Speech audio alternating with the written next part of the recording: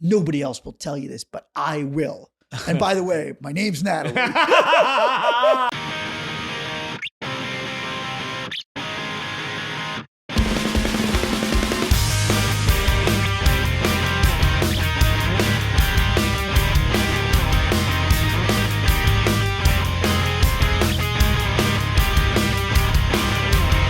Man of the year, man of the year, man of the year. Welcome to the #1 friendship podcast in the country. I'm Aaron Cairo. I'm Matt Ritter. And I have to say, Cairo, it has been a blessing to do this podcast with you. And we're getting successful. I feel We're there's blowing up. a bud is coming. But I think we should acknowledge the elephant in the room. We're Nepo babies. Nepo babies. Tell people what your parents do or did. Wow, I can't believe you're blowing up my Nepo baby Yeah. spot. So my parents are retired. My mom was a teacher and my dad was a toy salesman. Right. So, look, now that we have this successful pod, people are going to come going, oh, okay. We've got a toy salesman, a teacher. My mom had a play off Broadway, and my dad was a software engineer. So I think we have to acknowledge that Hollywood was pretty easy for us. It would be hard to be a Nepo baby because podcasts didn't even exist when our Right. parents were. Well, my dad had some computer software in the house. He did. He did. So people are going to be like, oh, he grew up around computers. That's why they have such a big podcast. Yeah. No, I don't think we're Nepo baby. We're not. I know, but I like how people have stretched the Nepo baby term. Oh, are they? So far, yeah. I feel like some of it is like some of these people, yes, Tom Hanks, Colin Hanks, Right. Nepo baby. But it's like Jonah Hill's dad was the accountant for Exactly. Guns N' Roses. Exactly. That's why I said, I'm like, one day, Yeah. I hope people call us Nepo babies. One day we can only aspire to have our Plainview middle-class parents be called Nepo parents. My only parents' brush with celebrity was when my dad was a toy salesman and he was working for the company that made Tickle Me Elmo. Oh, yeah. We met and he was friendly with the guy who did the voice. Oh, the Elmo voice. Elmo voice. And he would have him call my mom and leave like a rated X message on like the anniversary. Can you do a little of It would it? be like, "Hi, Helene, Elmo wants to fuck you." That's so creepy. And was that your dad's idea? He was like, I think she'll be into I'm it. sure it was my dad's idea. Yeah. Did she enjoy it? Yeah, it was amazing. Okay, that's hilarious. It was the 80s, baby. Yeah, the 80s were a it was wild the time. 90s. It was the Yeah. 90s. They were a wild time. But I just think it's so funny, like the whole Nepo thing. It's like, yes, there are a lot, like all of a sudden everybody just discovered this, that there's like, oh my God, the children of actors are actors, As soon as I see someone on Deadline like get a deal or a writer or anything, I immediately Google, Jim Smith parents ? Right. Yeah. And it immediately turns out their parents are usually in the industry. Yeah. How do you feel about it? Does that bother you? It doesn't really bother me. All I would say is if you're a Nepo baby and someone asks you about it, you just say, yes, the door was open for me. I work my ass off to make sure I belong here. And I'm going to help other people who didn't have that door open for them. End of it. And that ends the conversation. Yeah, I like it. But they always have to be a little defensive, right? Yeah. They all have to go, yes, I had the door open for me. If they're smart, they go, I had the door open for me. Yeah. Yes, I've had it easier. But then they always go, but at the end of the day, talent always wins. Right. And that's where it's like, guy, you don't have that chance. 99% of the world doesn't have the chance to show their talent. Right. That's the part That's exactly that it. you're completely blacked out about. Yeah. Even Tom Hanks opened his mouth yesterday, and we want to work with you, Tom, so we don't think you're Colin's a Nepo baby. We think he's super talented. He said we're a show business family. Right. It's He was like, family well, business. plumbers, their dad. Yeah, but like they actually go to trade school for that. And there's Right. like exams for that. It's not like, hey, you should have lunch with Colin Spielberg. Right. Right. That's the difference. Yeah. But we love you, Tom Hanks. We love you, Spielberg. Yeah. Love Polar Express. Yeah, we love all that. And the reason we love all of them. Yeah. I love Joe versus Volcano. Yeah. Oh, here we go. 80s. You know 80s. Joe versus Volcano producer Theo, right? Okay. Anyway, Yeah. we won't get into Joe versus Volcano. Great movie. The reason I brought that up is because we don't have Nepo parents. Mhm. We've had to do this all on our own. I wanted to ask you, do you or have you ever had a mentor or older friend? I did have a mentor and I screwed it up. Ooh, I don't think I know I this. don't think I ever told you this. Whoa. So when I first moved to LA, this is about 17 years ago, 18 years ago, this is mid-aughts, I had a meeting for a project I was working on with a big time writer. I'm not going to name him. Big time writer. We'll talk about it afterwards. And then afterwards, we became friendly. Okay. And he was helping me out, and we talk every once in a while. He's actually married to a celebrity. I was in their apartment once. Sounds like you could have had it on Easy Street. I could have been a Nepo mentee. Nepo mentee. And sounds like a candy. Nepo mentee. Take some Nepo mentees. He ghosted me. Oh, you said you screwed it up. Like, did you know? Can you think back in your head of like, shouldn't have opened my big mouth? So I think there was not a singular moment. I think I was, as we've discussed in this podcast, I was like immature, obnoxious, didn't quite know how to handle myself. Much different than younger writers now who like, I'm like, you're more mature than I do. And I think I was just like annoying, not gracious. And I think one day, I mean, I have no idea why he stopped talking to me, but I think one day he's like, well, this kid is like, you know, right. Like, so, Matt, one of the things you and I talk about a lot is how to send a proper email. Yeah. And, you know, Cairo helps me with my email. But back then I didn't know how to send a good email. Oh yeah. It's a very important skill. But I think about it all the time. I mean, it's almost like a relationship that ended and you don't know why. Will you ever try to find out? Like, do you need a little more success before you can reach out again? Send them the New York Times article about the podcast. I think that over the years, like I had my agents like reach out, not like what happened, but like, oh, were you interested in the script? I know who this is. Yeah. And it's not. Is it J.J. Abrams? No, it's no one with it. I don't even know you know the name, but if I explain to you, I definitely would know the name. So I've just really, that's always, I could have been a Nepo baby. Yeah, I've had failed attempts. You know what's funny? We're in our 40s now, and it's like, God, I'd kill to have a mentor, you know, but there's people coming to us being like, will you be my mentor? I'm like, how can I be? I need a mentor. How can I be a mentor? I want to be a mentee. It's that never ending quest, but they make it seem like it's so easy in life. I feel like just in general, when you read articles about like finding a mentor, like they make that shit sound easy. I actually, because I lost this mentor and didn't have any mentors, and it cost me several years of my career. Really? Wow. Several years non-mentor. Of my career. So I have a mentor. I actually met him at jury duty of all places. Mm-hmm. This is a very Hollywood story. Should I talk about my mentor fail first? I didn't know you had a mentor though. Yeah. Well, this is also kind of a fail because he's not in the biz anymore. Oh God. Yeah. So no, it's not like a right. Me Too. But well, first of all, I had a mentor fail. Like the first TV show that I made, the person that I made it with, very successful, and was kind of like a mentor. Mm-hmm. And then, I don't know if it was my eagerness or my over ambition. Mm-hmm. I was reaching out to get like press, and I reached out to a bunch of outlets, like just excited, like write an article about us. I got a big piece of press in Newsday, our local. This is 10 years ago. Yeah, and the first line of it was like Matt Ritter and the guy who did X didn't use the guy's name. But that's on Newsday. That's not on you. That was my defense, but it was. First of all, that's journalistic malpractice. Yeah, journalistic. It was irreparable. It doesn't even make any sense. Irreparable. Newsday, we love you, Newsday, but it doesn't make any sense. Yeah, because he was known for a show. Nobody really knew his name. He was known for his show. But it doesn't mean anything. I know. I tried to say that. First of all, I tried to say, like, do you really think I told him use my name? Right. But definitely don't use this person's name. So it was like, I don't know. He was a little hypersensitive. Yeah. But I had a good mentor experience where I met a guy at jury duty of all places. Yeah. And of course, only in LA do you meet your mentor at jury duty. Mm-hmm.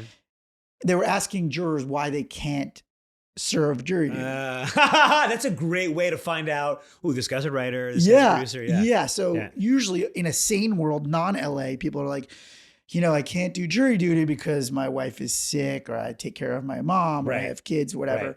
People were doing that, fine. And then the judge is like, you're excused. Mm-hmm. No, you have to work, whatever. And then this guy gets up and he's like, my writing partner is flying in from Paris and we have a pitch to HBO. I was like, I want to meet that guy. Dude, that's amazing. So afterwards, I walked right up to him and I go, "Hey, I'm really mad at you. Didn't know me at all." Yeah. I go, "You stole my excuse." Oh, dude. Great. Right. So then he Great. immediately liked me. We hit it off and we started hanging out and then like just getting lunches and stuff. And I was like, "Oh my God, I have a mentor. This is amazing." Yeah. And we became friends. Like his wife was great. And my wife and I, we would go out and then like, he was he's like in his 60s and he's just like, I'm moving to the East Coast and like becoming a teacher and like retiring. Yeah. And I'm like, but you can't. I cultivated you. I just cultivated. You can't leave me. So I've had a, he's still my mentor, but he abandoned me in the flourishing. We still have a relationship, but I actually really enjoyed it because it was the first relationship I've had maybe in my whole life that was really at a different age bracket, which I thought was an interesting topic of like, do you have friends of different age groups and what can we learn from those different friendships? So to answer your question about having friends at different ages, when we first started talking about this topic, I was like, no, all my friends are like around the same age. Then I realized, no, actually, I do have a wide spectrum. Really? What's the range? The range is like 25 to 50. Okay. That's not as wide as I thought you would say, actually. You thought it would be wider. Yeah. Because when I think like, do you have a mentor? Do you have anybody? So you don't really have anybody in a different age bracket? No, I have no mentor. Now, to your point, I'm 43. Right. Who's going to mentor me? A 75-year-old. Yeah. Or a younger person who will just like, does your mentor have to be older than you? I think so. I don't know. Yeah. Like Doogie Howser, was he a mentor to the residents at the hospital when he was the head of surgery? Producer Theo, do you know who Doogie Howser is? Neil Patrick Harris, right? Yeah. But do you know what the show was? Yeah, he's like a child doctor. Apparently the head of surgery, I've heard. Yeah. Exactly. Okay. All right. Hey, you knew one.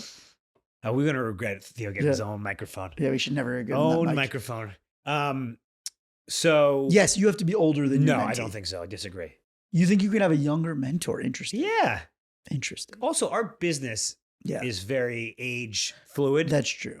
Like everyone's every age. I prefer a mentor. At this age, I prefer a mentor in the 60s or 70s or 80s. Right. I'm working on one right now. You are? I'm slow playing one. Oh, that's good. I'm 75-year-old, very successful, but wonderful man.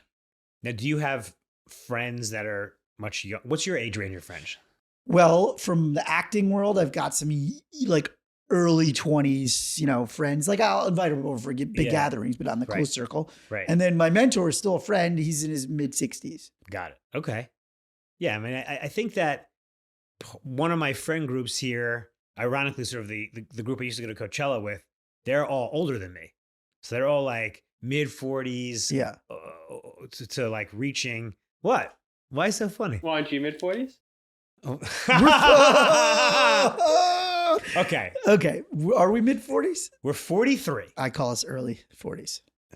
Do you ever think about this? We're 43.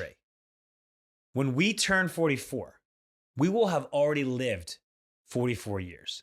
Okay. Like I always thought your birthday is you're the talking beginning. about the 0 to 1 thing. Yeah. Yeah, that's very confusing. Like am I 0 or am I 1? Yeah. Well, it doesn't matter. When you turn 44, you have already lived it. Yeah. So we're almost 40, lived 44 years. Right. But I'd say we're mid to early. Early to mid. Yeah.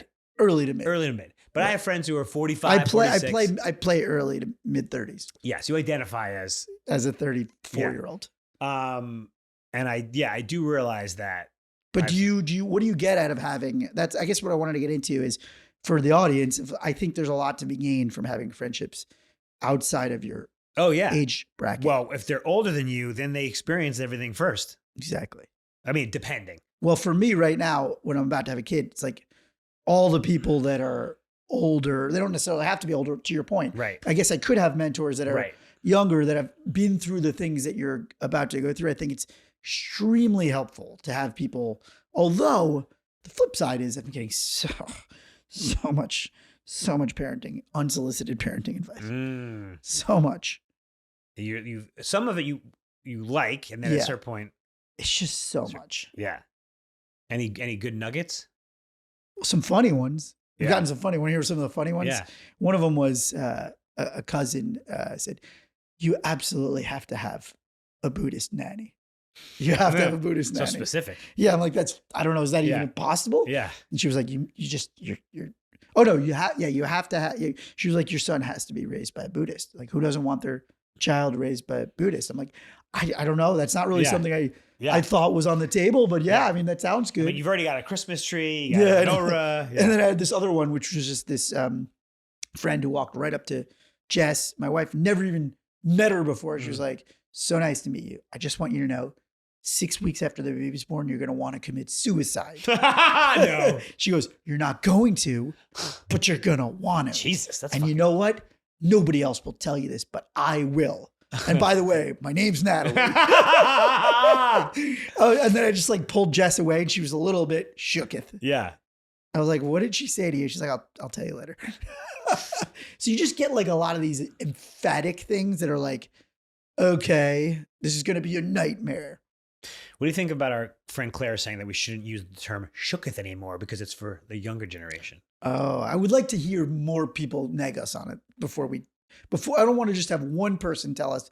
I don't want to get shooketh off my branch by one person. It's such a great word though. Yeah. Are we overusing it though? It's got great mouthfeel. Yeah. I enjoy it. I enjoy the way it rolls off of all of my taste buds. Yeah. Has anybody made comments of like, oh, you're going to be an old dad? Actually, yes. My brother accidentally said that to me.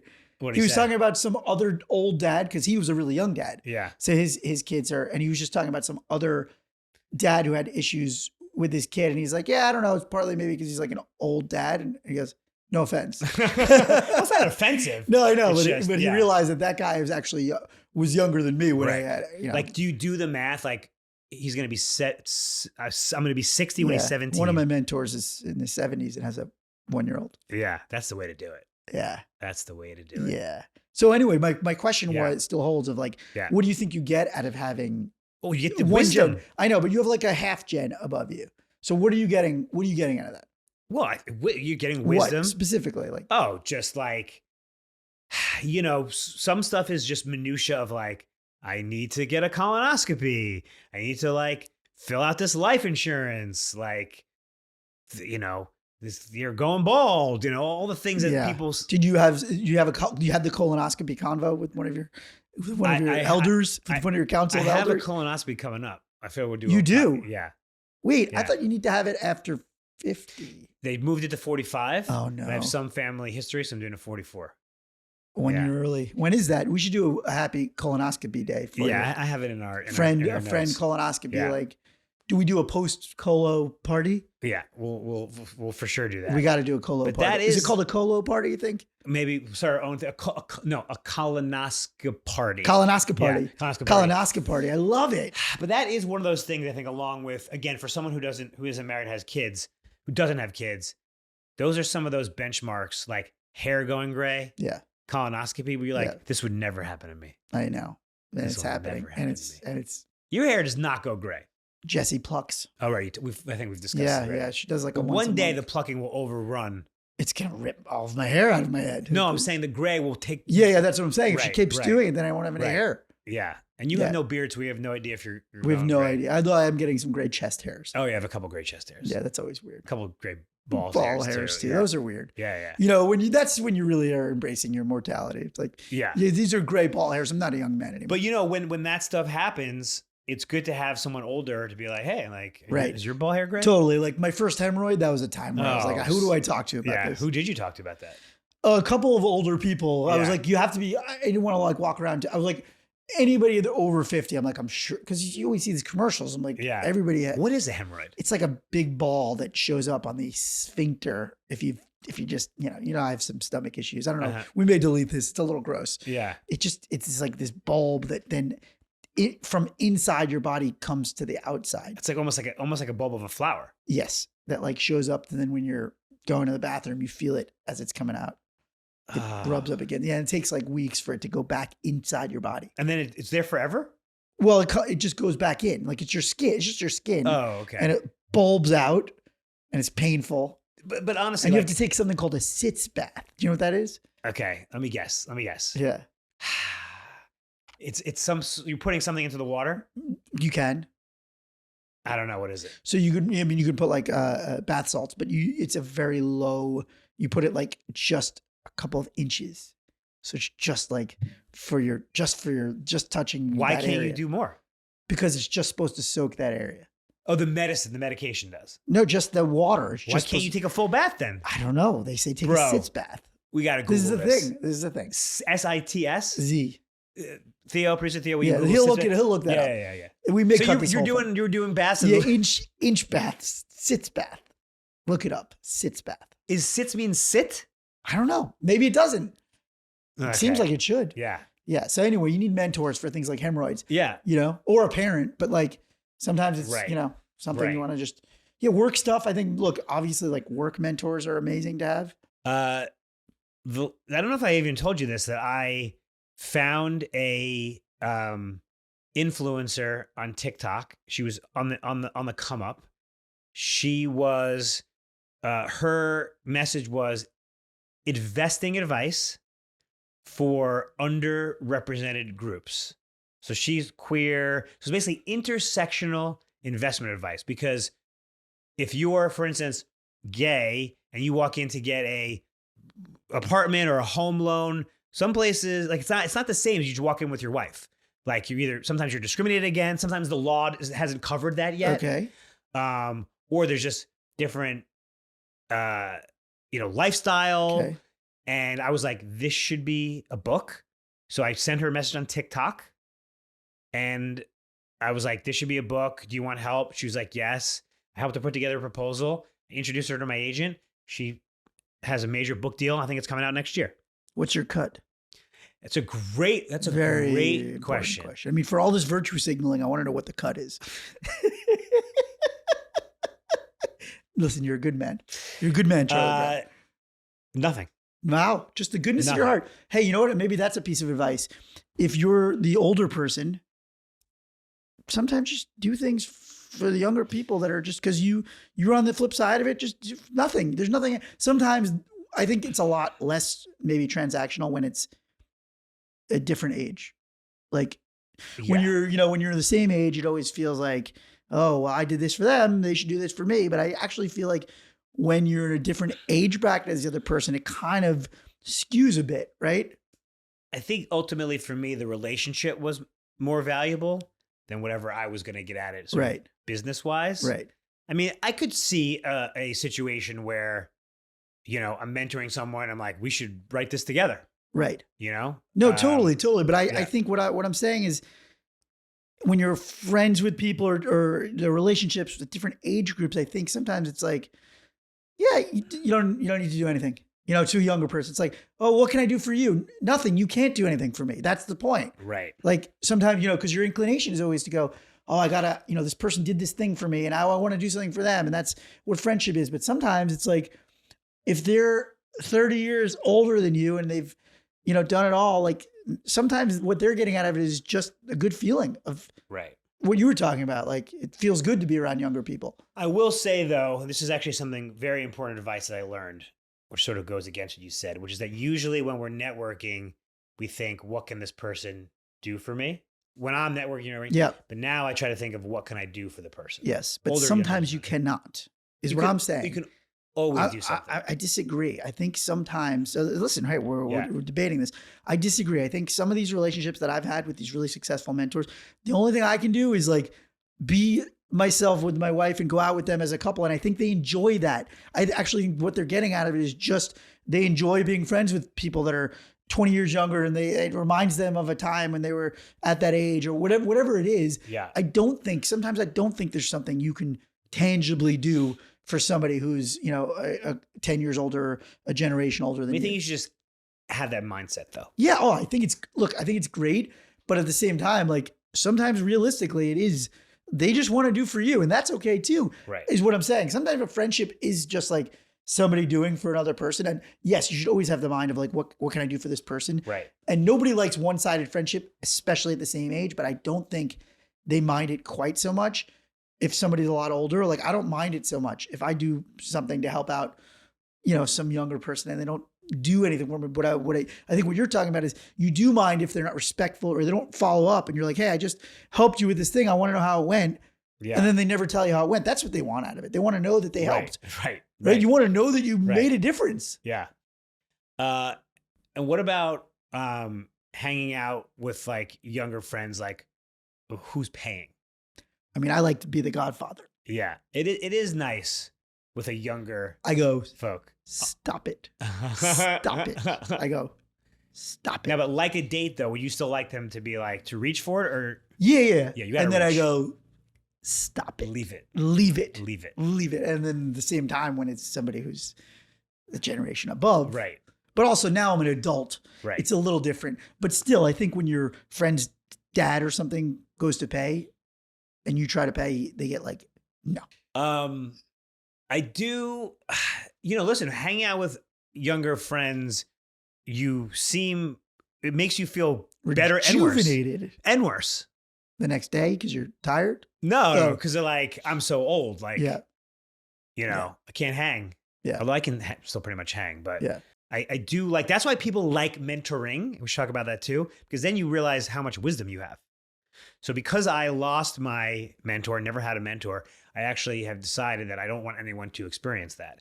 So I have a few mentees You now. do. Yeah. Ooh, let's talk about Um, that. And, first of all, it's helpful just to like go through the paces of like what just to say out loud, like, oh, you should do this. I did this and blah, blah, blah.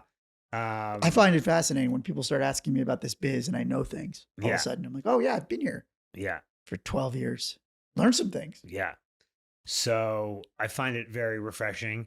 I think that I do have some mentees that I think are not as good at being a mentee as they should be. So they were like old Kira. Almost in the reverse way, in that like, oftentimes I'm like, hey, like, let me know what happens about this situation I just guided you through. And then they don't tell me. Where like I just put in the time to help you with this Yes. thing and then you never do any follow-up. Yes. I find so I would say this is my tip. It's the This is mentee's a responsibility. tip/hack. Yes, this is a tip/hack. It's the mentee's responsibility to follow up and over follow up. It's not an equal Yeah. communication because I know this from my mentors. Like it's on the younger person, it's on the mentee to do most of the communication, which is not the same as normal friendship. Right. So I think this is a different kind of relationship. A relationship across like major age gaps. I think it's on the younger person to do the more communicating. Yeah, that's smart. The mentor-mentee relationship, I mean, you could also be friendly with them, but Yes. it's a different type of relationship. And I have some mentees, I'm like, what? I haven't heard from you Right. in a while. Like, why am I reaching out to you? Like, do you need help? Right. Yeah. And why do you think that is? Is it Gen Z? They want a better mentor. Oh! They've moved on. I don't know. I feel I do pretty well. No, I'm sure you are. I bet you are a good mentor. So, I bet you are. so you'd appreciate this. And I wonder if we talk so much about our business. I stole your mentees. Oh, you probably would. Right? Right? They're probably, oh yeah. Because we live it is such a specific industry, and I hope that parts of it are relatable to other relationships. But like in our business, like how to respond to someone, how to send an email to your agent, to your manager, to someone is like, there's no rules. It's not like you're a Google and you're like, and so my friend Katrina, who's one of our friends, but I would say I'm also mentoring her because she was going from one part of writing Right. to She's another. newer to the biz than you. To this biz. So she calls it the Cairo system for psychotic email replying, Casper. And we just use a Google emoji. I like it. And because she's like, oh, my agent said this, what do I respond? I'm like, wait, 72 hours. Yeah. And then you're going to respond exactly. She's like, what the fuck? I'm like, trust me. This is like DEF CON, but for emails. This is great. Yeah. Because I go to sometimes I've been like, oh, I'm ready to go to DEF CON 5, but then I go to Casper. Yes. Well, all your emails just The automatically first are ones. forwarded to me. First, I Yeah. have a system Yeah. now that I literally, if I type the wrong letters in combination, my computer, I have Chat GPT going, Yeah. send to Cairo. Yeah. Yeah. That's why if you notice on Theo's response to our email the other day, he just wrote back, hey, Aaron. Yeah, he Not knows. even, hey, Matt, because he knew Yeah. I must have written it. Cairo, the Casper system. I like Casper this. system. Well, the point is you were trying to explain that you're mentoring people about email. Oh, yes. But it's such a pedestrian thing, but it's very important. It's in our not business. pedestrian. That's why it's communication. That's why my mentor ditched me. Because he doesn't understand it yet. No. Or she doesn't understand it yet. No. My mentor ditched me 20 Oh, years your ago. mentor, because you didn't understand. Yeah, I it. went back a couple years ago and looked Right. at my emails. I'm like, oh. Yeah. Here's the other thing. I would say this is just advice. And this is maybe more mentor mentee than like, hey, making an older friend. But Yeah. you have to, when I talked about kind of being the better version of yourself when you're out with them, it's kind of the better version of yourself is important in everything you present, in your emails. If you're sending a resume or you're sending a draft of a script, like I definitely blew potential mentors by not sending like the apex version of a script early in my career. That was a lesson. Like if there's one lesson to be learned of like how to, get a mentor, keep a mentor, show them that you are going above and beyond in that relationship. But some mentors are like, you don't need to show me your best work. Let me help you get it there. I think most successful people do not fall into the boat that they have the time for that. I mean, you would they want to help you in the most efficient way they can help you. That's my strong opinion is like, if you tell me what you want and you give me the best version of it, I can really help you. If you go, I could do this, I could do that. Cause I take a lot of these coffee meetings about the industry and I'm like, so what do you want? Yeah. Like, well, I could do this. I could do unscripted. I could do scripted. Right. I could do comedy. Right. I could do drama. It's like, well, then I don't know who I could connect you with because you basically just said anybody and everybody. Well, maybe they don't know. Maybe you're trying to help them figure it out. Right. I know. But then I usually send them back to the drawing board and I go, think a little bit more about it. God, to be a young person in this business and they're having coffee with you. They think I'm the mentor they need.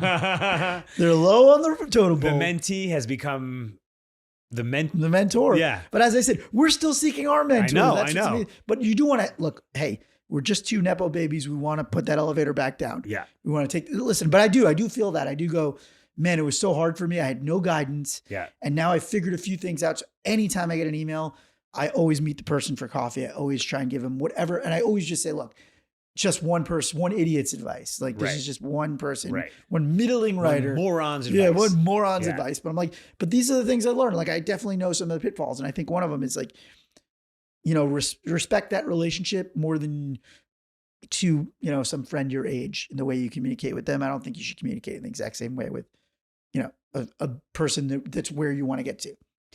So speaking of taking questions, should we take a listener question? Asking for a friend. Woo! Hey, this is our new segment, Asking for a Friend. And in this segment, we will be answering listener questions. Guys, you can reach out to us on Instagram, Twitter. We're very easy to find. You could message us individually, the Man of the Year podcast, and we will anonymize it. So don't worry about giving any details. And we're going to answer on the show. So what's our question for today? So I don't know if we're ever going to top this question. Okay. This could be the greatest question we ever get. So let's just savor it. Hi, Matt. I'm Steve. Please don't use my real name. I want to stay anonymous. Haha. I changed the name. Okay. Why I can't even read this. It's so ridiculous. One of our buddies is going to get circumcised at 32 because his girlfriend asked him to do so. He's half European, so he's been uncircumcised for all of his life. The girlfriend is not Jewish. She's American and just wants it circumcised. Our gang is completely mixed about this. More than half don't want him to proceed. The others think it's time for him to get the cut. Nice pun. I need your opinions on this. Help my guy out. Is getting circumcised okay to ask for in a relationship? Wait, what was the pun? To get the cut. That's not a pun. That's just literally what it is. Time to get the cut. Yeah, no, that wasn't a pun. Not a pun. First of all, the question, what does half European mean? What does it mean he hasn't been circumcised his whole life? Yeah, that's how circumcision works. It's binary. That is a pretty funny way to mock state the question. He's half European, so he's been uncircumcised for all of his life. Yeah, I think he's saying a lot of Europeans aren't circumcised, so that's the reason for it. What's half European? Like half American, half French? Yeah, I guess he was saying that maybe his parents considered it at some point. Okay, well, what do you think? Ouch. This is the visual of a 32-year-old man going on that cutting board. I don't think they use like when you use like with chicken. the baby. Yeah. I know. I thought they do it like a baby. Like some guy holds him up. Like I held my nephew. Yeah, when my moil made the cut. Yeah. Like I'm just picturing a moil with like three people holding a grown male up. Hold him. Put a wooden spoon in his mouth. Oh. Here, just like. Drink some of this Michter's bourbon, just like chugging bourbon and just hold a spoon in your mouth. Oh! What do I think? Yeah. Hell no. Hell no. Am I clear enough? Don't tell people what to do with their bodies. Yeah. I'd say, how about this? I'd say, yeah, babe. Yeah, I think I will. Also, I'm going to need you to get a pair of new tits, a rejuved vagina. Yeah. I think I actually want you to go get your eye colors changed surgically. I was going to say, like, do you think it's okay for a guy to tell a woman, like, you should get a boob job? No. Yeah. I think you're not with the right person if you're going, I need you to cosmetically alter, like, kind of a major part of your existence. Also, it's his girlfriend or his wife? It's his girlfriend. Dude. Yeah, right. You're not even engaged. That's it. By the way, that is such a hot red flag. Like, it's a smoking hot red flag. That's not yet. The flag is on fire. It's not even red anymore. The flag is red only at the end of it because it's been burned to a crisp.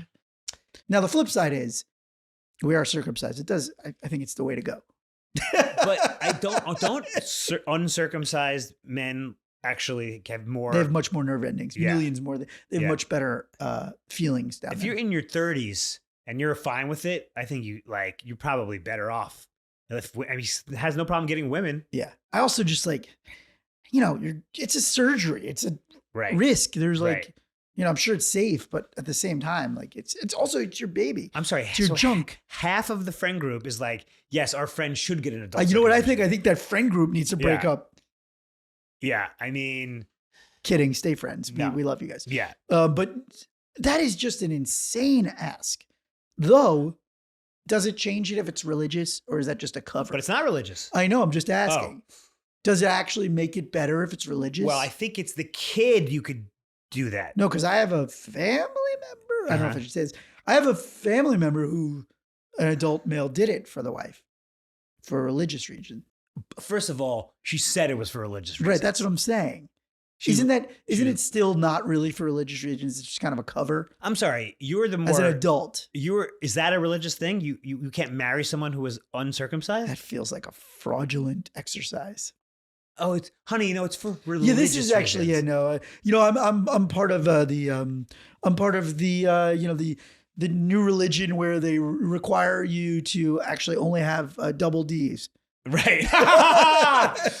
It's a newer religion. Yeah. It's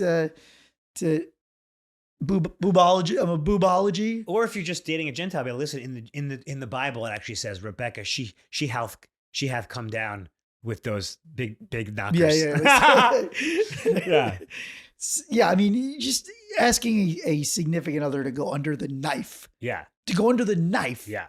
Listen, I Elective love you. Elective penile surgery. I love you. Hard pass. I love you, but your penis has too much flesh on it. Right. Is that any different from going, I need you to lose a little weight? I need you to lose a little weight just in the penile area. I need you to lose 1 ounce. I need you to lose 1 ounce. Honey, you're a little overweight. Did you use 1 ounce? 1 ounce. I'm sorry. This is a real question. Theo actually has Yeah, we have some producer follow-up questions to this listener question here. Yeah. I would pose the question, why is it better to circumcise a baby than an adult? Okay, because I'll tell a you baby exactly has why. no choice. I'll tell you exactly why. So we called up. This is amazing. So I called a doctor on this one. So my neighbor's father is a doctor who performs, I guess, I don't know who performs those in the hospital. Yeah. Because I know only the Moyles who do it in the Jewish faith. Yeah. Anyway, we called him up because I told him about this listener question. And he called his dad on the phone. And we asked that exact question. He said, because of erections. Because the stitches rip open if you get an erection. So that's enough of a reason not to do this as an adult. The reason that it's much easier to do as a baby is because a baby's not getting hard and ripping open his sleeve. I think, and we have to confirm this, I also think babies don't have the same sort of pain receptors. Yeah. Also, it heals up much. The baby just heals up quickly in like a week. I think I could. You think we could not get erect for 2 weeks? What about morning wood? Just to go to the. Sometimes you wake up. Forget about That's morning what wood. I'm saying. Okay. Your body's yeah. What was the other follow-up question? Well, I think I had multiple, but I think now they're kaput after this revelation. Kaput, you mean? After these aftermath revelation. Well, thank you so much for that listener question. So I think the takeaway was what? Fuck no. Break up with her. Yeah, but no. Look, Oh, sorry. I would say you don't have to break up with her. I think you respectfully decline and then see what happens. I mean, your idea was like, hey, trade you for some titties. Yeah, I'll trade you for some tatas. Yeah. Tatas. Asking for a friend. So that was asking for a friend. If you have questions, please send them in. Before we wrap up, Theo, do we have any more follow-up on the sitz bath? I had to abandon that ship. Could not figure out the reason it has to be, let's say, Guys, Yeah, why shallow didn't I get? bath. Why didn't I But get a full apparently tub? it does have to be shallow. Everybody's saying shallow, but they're not telling me why. I'm confused. if you know why a sitz bath for hemorrhoids has to be shallow and you can't just take a regular bath, please respond. What did we learn today, Matt? So we learned that it is healthy to have friendships at different ages, right? Yes. And it's great to have a mentor, and we're always seeking them. Yes. We learned that it's really important to maintain your relationship with your mentor. Always be gracious. Always be, what's it called when you follow up and you're just keeping them in the loop? Just keep them in the loop. Keep them in the loop. Be respectful of Yeah. their time. But But also, if you're a mentor, well, I was going to say also, I would try to say that to the younger people that I mentor, like in a couple years, like you're going to be the mentor, just like pay it forward. we didn't get into this on the pod, but for my younger friends, I'm always like, I've made a lot of mistakes in my life. That's the one thing I like to always share with people. It's like, I know when I see somebody on a bad path, I'm like, I've been down that road. Right. It leads to Vegas. Bad weekend. It leads to a bad weekend in Vegas. Maybe an arrest. Don't do that. All right, so that's our show, guys. Please like and subscribe to the podcast. Follow us on social at Man of the Year Podcast. And be good to yourself and be good to your friends. Love you, Love buddy. you, buddy.